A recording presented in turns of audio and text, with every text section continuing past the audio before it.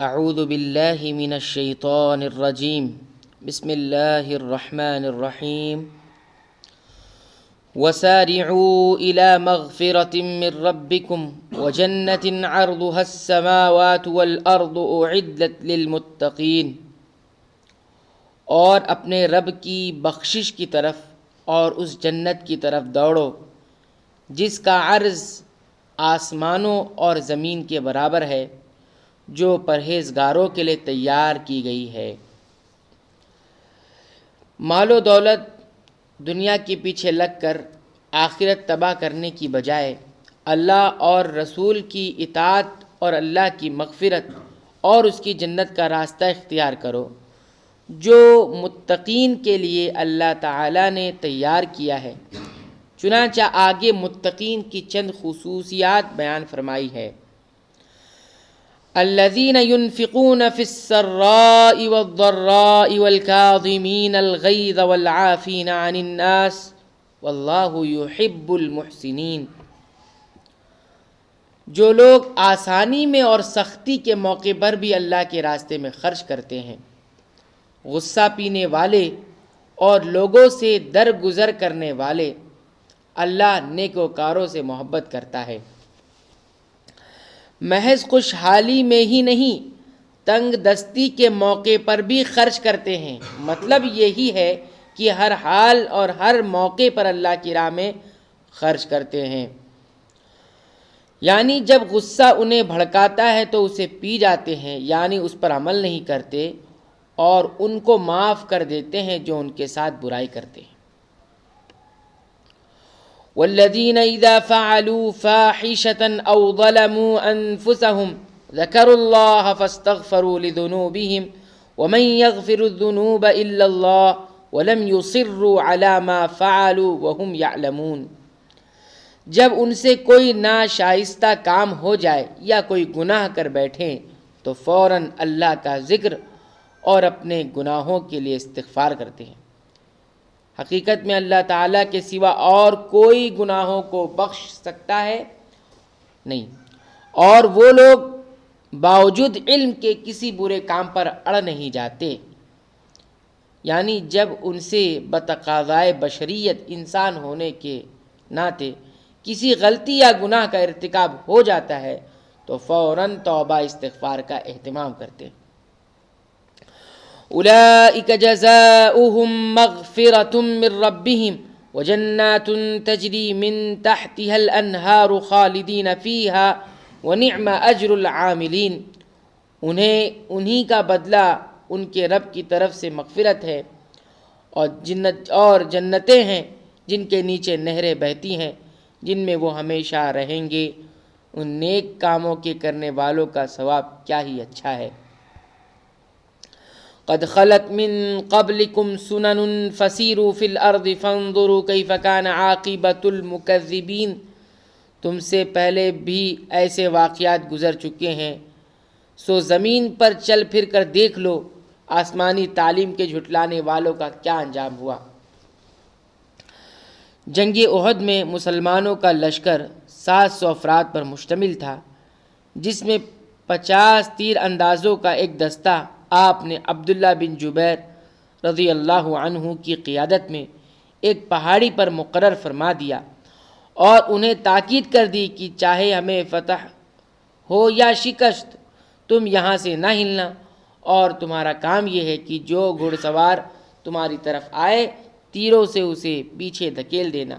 لیکن مسلمان فتح یاب ہو گئے اور مال اسباب سمیٹنے لگے تو اس دستے میں اختلاف ہو گیا۔ کچھ کہنے لگے نبی کریم صلی اللہ علیہ وسلم کے فرمان کا مقصد تو یہ تھا کہ جب تک جنگ جاری رہے یہیں جمے رہنا، لیکن جب یہ جنگ ختم ہو گئی ہے اور کفار بھاگ رہے ہیں تو یہاں رہنا ضروری نہیں۔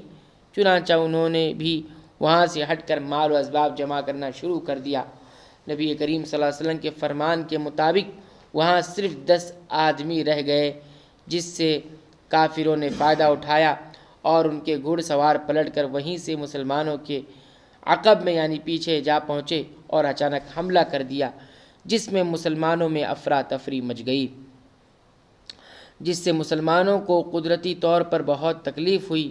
ان آیات میں اللہ تعالیٰ مسلمانوں کو تسلی دے رہا ہے کہ تمہارے ساتھ جو کچھ ہوا ہے کوئی نئی بات نہیں ہے، پہلے بھی ایسا ہوتا آیا ہے، تاہم بالآخر تباہی و بربادی اللہ اور اس کے رسول کی تکذیب کرنے والوں کا ہی مقدر ہے، یعنی جھٹلانے والوں کا ہی مقدر ہے۔ ھذا بیان للناس وہدی وموعظۃ للمتقین، عام لوگوں کے لیے تو یہ قرآن بیان ہے اور پرہیزگاروں کے لیے ہدایت اور نصیحت ہے۔ ولا تہنوا ولا تحزنوا وانتم الاعلون ان کنتم مؤمنین، تم نہ سستی کرو اور نہ غمگین ہو، تم ہی غالب رہو گے اگر تم ایماندار ہو، ایمان والے رہو۔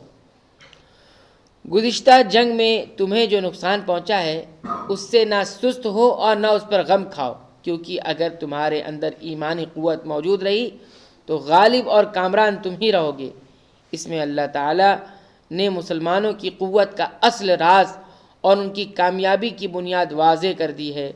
چنانچہ یہ واقعہ ہے کہ اس کے بعد مسلمان ہر معرکے میں سرخ رو رہے، یعنی کامیاب رہے۔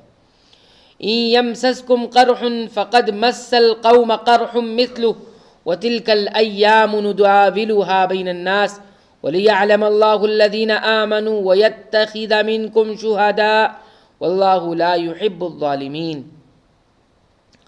اگر تم زخمی ہوئے ہو تو تمہارے مخالف لوگ بھی تو ایسے ہی زخمی ہو چکے ہیں۔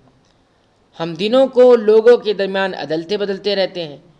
شکست احد اس لیے تھی کہ اللہ تعالیٰ ایمان والوں کو ظاہر کر دے اور تم میں سے بعض کو شہادت کا درجہ عطا فرمائے۔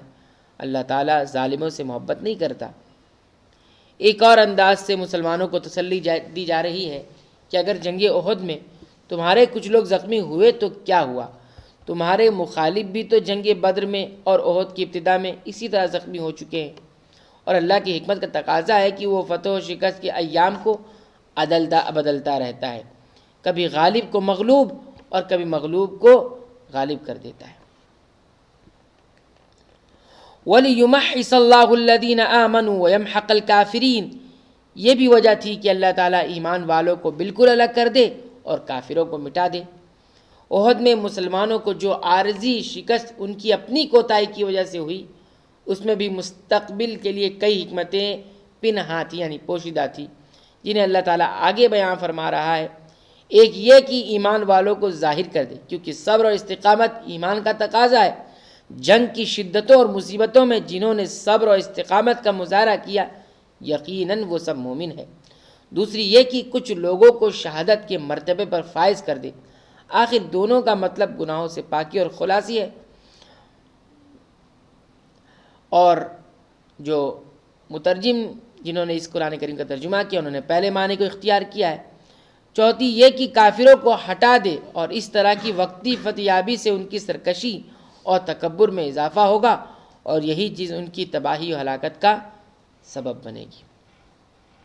اللہ تعالیٰ سے دعا ہے کہ رب العالمین ان آیات میں جو باتیں بیان کی گئی ہے، جو تعلیمات، جو احکامات بیان ہوئے ہیں، رب العالمین ان تمام تعلیمات، احکامات پر ہمیں عمل کرنے کی توفیق عنایت فرما اور اپنی ایمان، اعمال اور عقیدے کی اصلاح کی توفیق عنایت فرما۔